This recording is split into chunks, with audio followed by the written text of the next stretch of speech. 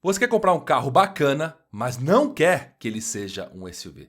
Essa é uma das várias perguntas que a gente vai responder aqui. Eu vou te dar exemplos de carros que custam a mesma faixa de preço, da mesma marca e que não é o SUV daquela marca. Para você que quer fugir do lugar comum do SUV ou que não gosta de SUV. Vamos lá!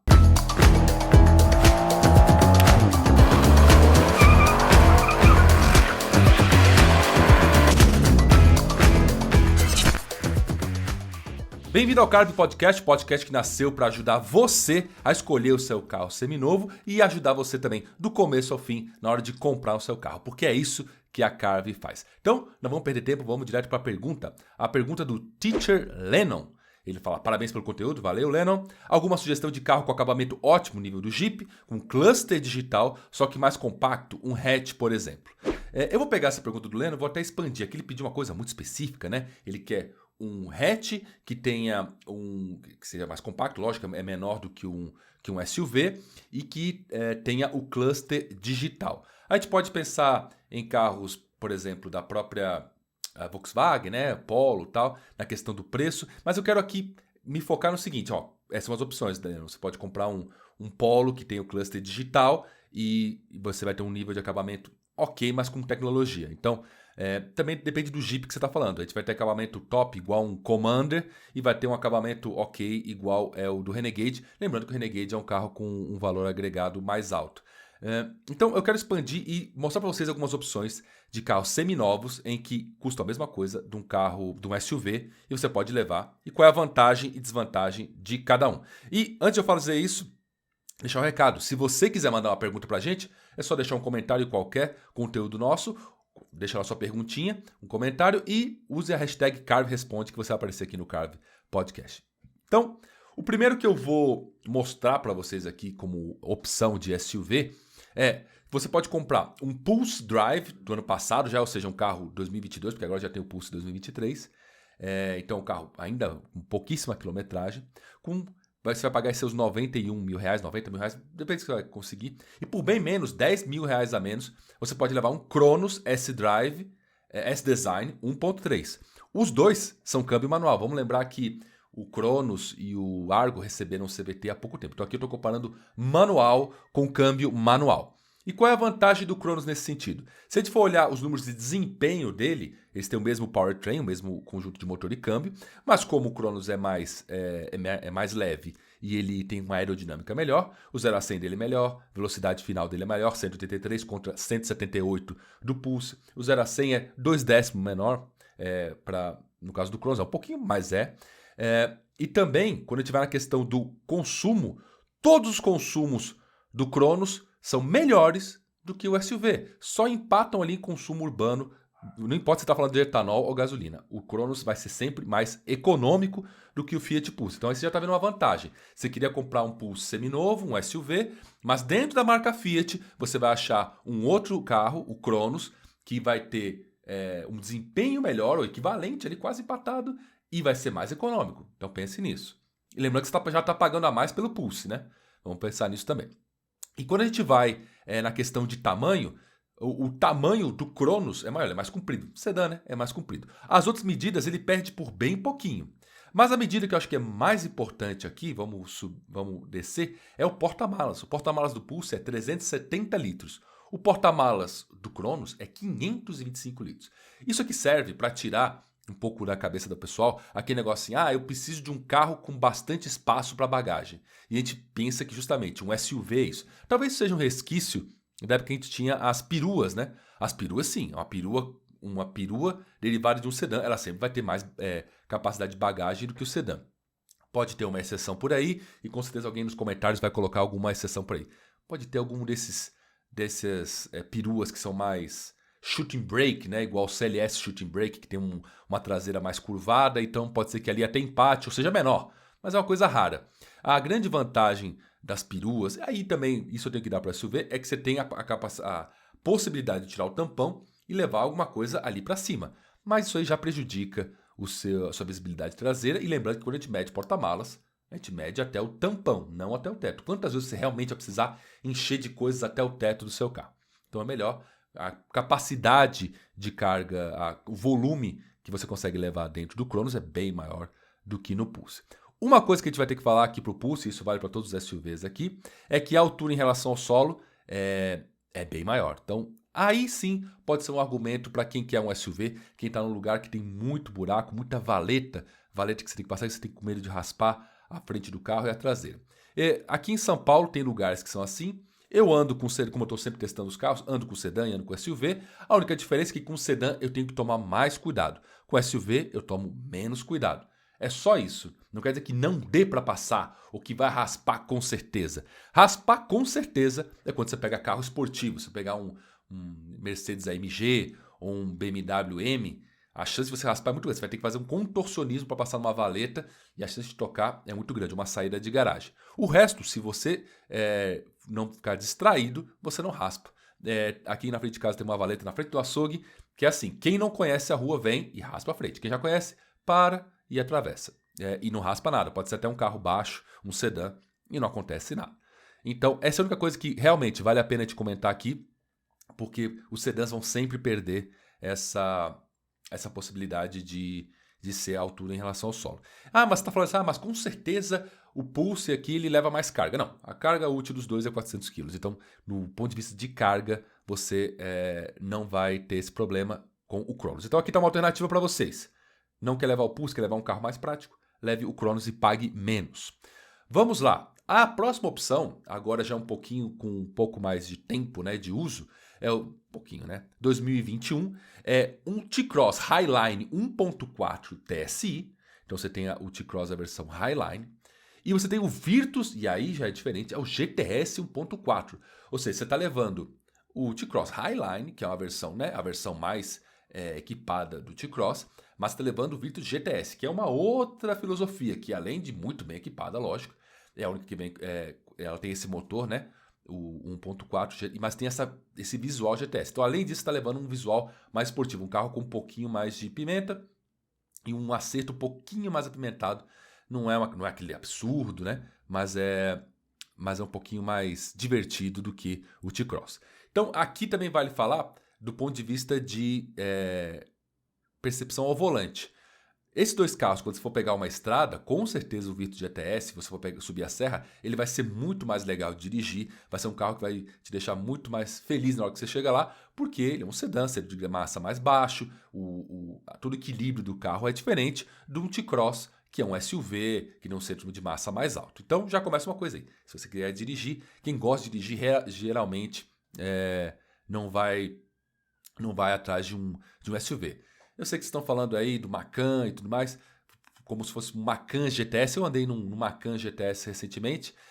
O que é engraçado do Macan GTS é que a Porsche faz tudo no SUV para ele não parecer um SUV. Então você está levando para casa tudo que um SUV tem, ou seja, ele é maiorzinho e tal, sendo que por dentro não é tão grande assim o Macan. Ele tem uma proporção, ele tem mais porta-malas, mas o Macan já tem um...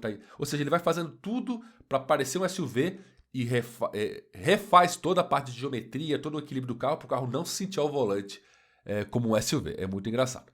Mas voltando aqui, o Virtus com certeza vai ser mais divertido de dirigir. E aqui, se a gente for olhar preços de seminovos, os seminovos aqui também tem a faixa de preço é a mesma ali, entre 120, 130, 135 mil reais.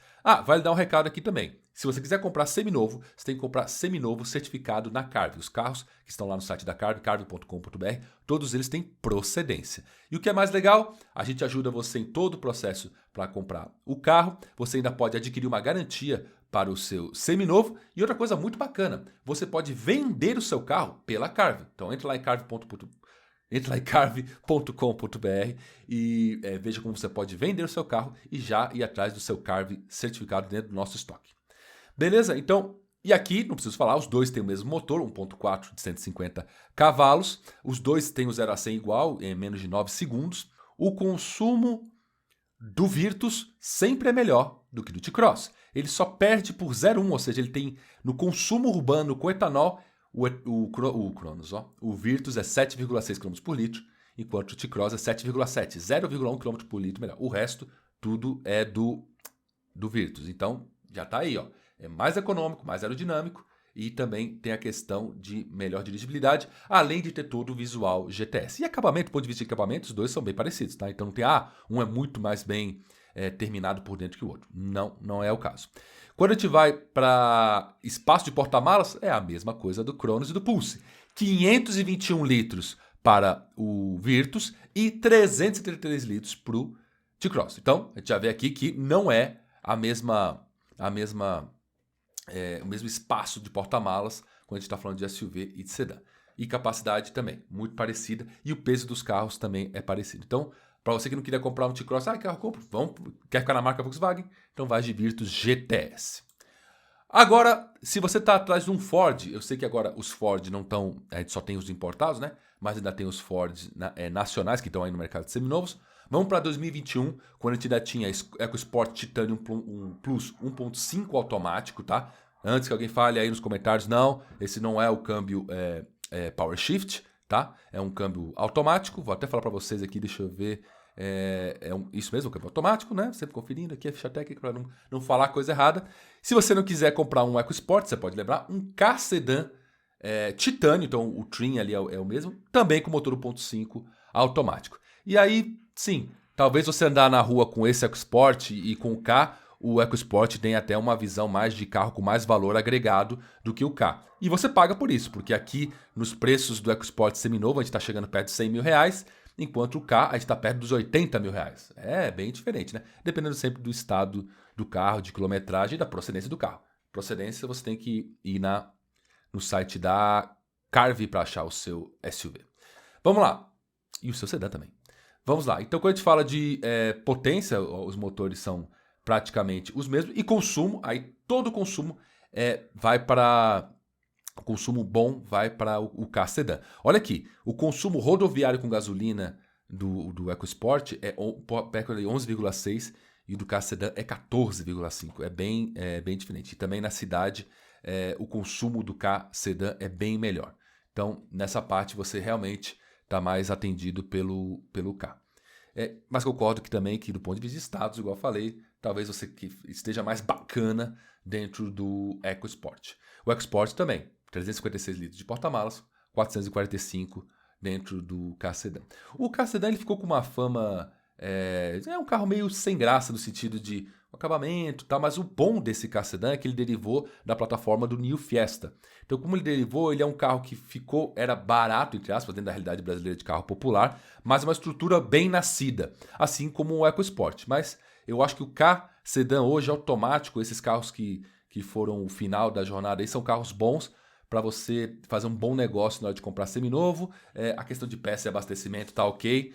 E a Ford não saiu do Brasil, apesar do pessoal querer falar isso, a Ford não saiu do Brasil. Ela só deixou de fabricar no Brasil e importa os carros. Por sinal, tem uma notícia que mostra que na região, né, a Ford pela primeira vez agora está dando lucro. O que mostra que lá dentro eles fizeram movimentação para que a empresa tivesse saúde. Apesar de a gente sempre querer que as fábricas fiquem no Brasil e a gente tenha uma cadeia produtiva eficiente, mas se ela não é eficiente, ninguém vai manter uma fábrica que não é eficiente, não importa qual marca que seja. E agora vamos entrar numa polêmica.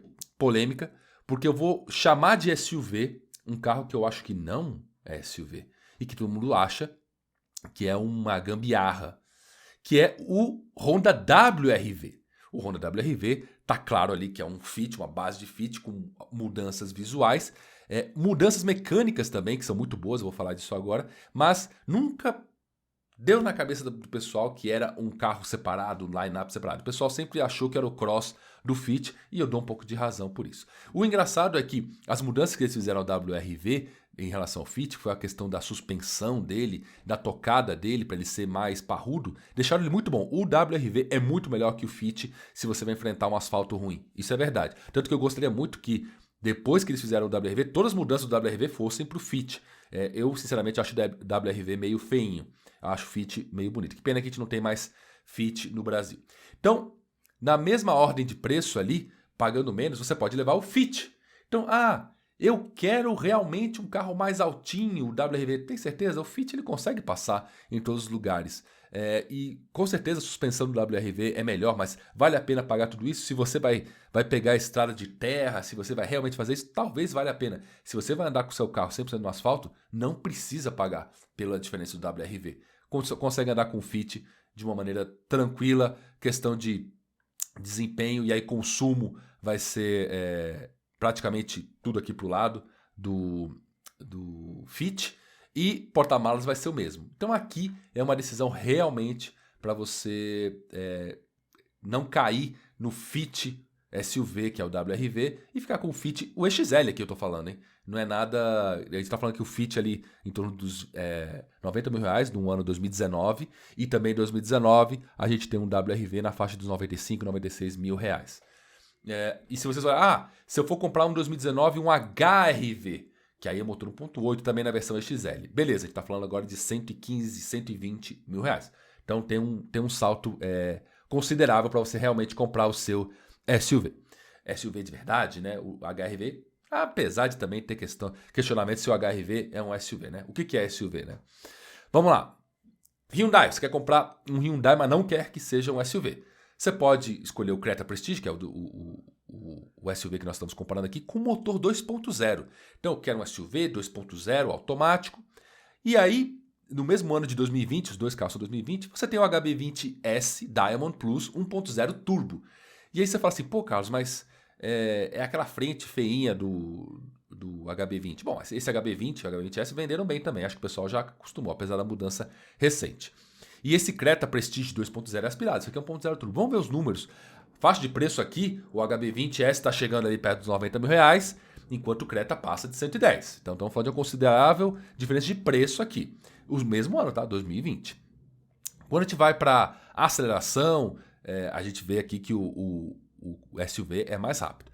Mas quando a gente vai para consumo, que acho que é uma coisa que o pessoal está muito mais preocupado hoje em dia, o HB20S tem um consumo melhor. Então você vai ter, apesar do motor pequenininho, com um bom torque, que o 0 a 100 aqui é 10,7, não é um carro super lento, você vai conseguir fazer um 0 a 100 decente e vai ter um bom consumo de combustível, tá? Então, tanto na cidade quanto na estrada, ele é mais econômico que o Creta. E aí tem uma pequena diferença na questão do porta-malas. Realmente, porta-malas do HB20S é um pouquinho só maior, é 475 contra 431 do Creta. Lembrando que o Creta é realmente um carro maior, né? É um carro com mais porte, né? O HB20 é até um carro mais, vamos dizer assim, mais racional nesse sentido. O que eu gosto aqui também é a questão da dirigibilidade. O Creta eu nunca achei um carro divertido de dirigir, o HB20 está longe disso, mas pelo menos o HB20 ele é bem confortável. Não que o Creta não seja, mas se é entre os dois aqui e você não quer comprar um SUV, você pode levar um Diamond Plus, o HB20, que é super bem equipado, e você vai levar com todos os sistemas de segurança. E o 2.0 aqui automático do Creta, você não vai ter, por exemplo, alerta de mudança de faixa, alerta de colisão. Então você está levando mais equipamento de segurança no HB20S Diamond Plus do que no Creta, está levando mais porta-malas e menor consumo de combustível. Então, acho que é uma boa, né? O próximo aqui é a nossa próxima pergunta, na verdade, mas encerrando aqui essa questão, vocês entenderam aqui que sempre tem a opção de SUV, isso porque eu mantive na mesma marca aqui. Porque se eu fosse abrir o leque, a gente tem várias opções até com o mesmo preço, até mais novas do que alguns carros desses aqui. Eu quis manter tudo na mesma marca, porque assim, eu quero Hyundai, eu quero Volkswagen, eu quero Fiat, beleza. Mantivemos tudo aqui. O último carro que a gente precisa falar dessa combinação de SUV, que acho que até muita gente esquece, é o nosso Tracker. O Tracker Premier, saiu agora até o Chevrolet Tracker RS, que também é com motor 1.2. Então você pode levar um Tracker Premier 1.2 ano 2021 com esse motor, ou você pode levar um Cruze, Chevrolet Cruze LTZ 1.4 Turbo, pelo mesmo preço, ali, R$1.000 de diferença, ali em torno dos 125 até 130 mil reais, você acha as duas versões do carro. E aí, não tem nem o que falar, né? Desempenho do Cruze. O Cruze é muito mais rápido, o 0 a 100 é bem legal, o consumo é um pouco pior, em relação ao Tracker, mas como o motor é maior, ele consegue compensar isso, então ele consegue andar até junto, é tecnologia turbo, mas o consumo dele rodoviário é melhor do que o Tracker, mas o resto do consumo está ali com 0,1 de diferença em todos os quesitos, então o consumo é pior do que o Tracker, mas não é tão pior assim. Estamos falando do 1.2, tá? E tamanho do porta-malas, adivinha, 440 litros no Cruze e 393 litros no Tracker. O que dá para falar assim com certeza é que o design do Cruze e a parte interna dele já está um pouco datada. Mas é um acabamento que até inspira mais luxo do que o do Tracker, que apesar da versão Premier, eles irem melhorando o carro, eu não sei se dá essa diferença tão grande em relação aos outros trackers. Tem gente que entra no Cruze e acha ele um pouco datado já, e eu entendo até a opinião que eu acho isso também. Você está levando dois carros que são do mesmo ano, mas você está levando muito mais motor, potência dentro do Cruze, e está levando mais espaço também, e não está levando o SUV, porque a pergunta aqui era, não quero SUV, quero comprar um outro carro. E eu mantive aqui na mesma marca. Isso aqui porque eu nem quis colocar questão de Onix Plus, porque se eu botar o Onix Plus até vai ficar muito mais barato que o Track Premier, mas nós não teríamos a versão, nesse caso aqui, 1.2. O que eu queria falar para vocês agora é justamente a outra pergunta que nós temos, que deixa eu ver aqui a pergunta do nosso querido Luca Lima. Ele quer saber do Mitsubishi ASX 2011, é uma boa opção. Uma coisa curiosa do Mitsubishi ASX, Luca, obrigado pela pergunta, é que eu fui testar o ASX lá no Japão, antes dele vir para o Brasil, tipo 6 meses, quase um ano antes dele vir para o Japão, do Japão para o Brasil. Nós fomos testar o carro no campo de provas da Mitsubishi, foi uma experiência muito legal, e lá nós já estávamos sabendo que o carro ia ser produzido no Brasil. Então, esse ano de 2011, o carro ainda é importado. Então, o que eu faria se fosse você? Procuraria um ASX um pouco mais para frente, em 2012, 2013, quando o carro é feito no Brasil, para você ter um outro tipo de código de peça, se bem que é o mesmo carro, então você não deve ter problemas. E o ASX ele é bom, desde que bem conservado, desde que com procedência, então procure carros dentro da Carve. Mas o que é legal do ASX é que ele, se você procurar uma versão 4x4 dele, você vai ter a questão do off-road, né? Tá no DNA da Mitsubishi. Mas mesmo as versões 4x2, para você ir naquele sítio, para você já tá bom. Não precisa de um 4x4 brabo. Eu já andei muito de ASX depois que ele veio para cá, para andar um pouquinho na terra com ele. Andamos em trilha e trilha, quando eu digo assim, entradas de sítio. E o 4x2 dá conta do recado, não precisa de um 4x4 e pneu lameiro. O ASX é bem legal. Eu procuraria uma versão um pouquinho acima da 2011 para ele já ser nacional. Com esse motor 2.0 ele fica bem bacana. E esse câmbio CVT também funciona bem, desde lógico que o carro esteja bem acertado. Se você optar pelo 2011, lembre que ele é só gasolina. Beleza? Então, pessoal, esse foi mais um Carve Podcast que respondendo as dúvidas de vocês. Lembrando o seguinte, se você vai comprar equipamento para o seu home office ou para a sua live, compre os equipamentos que são os melhores, os da HyperX. O melhor microfone, o melhor headset que você vai achar é o da HyperX, que apoia aqui a Carve Podcast. Beleza? O podcast da Carve. Valeu, pessoal. Até a próxima.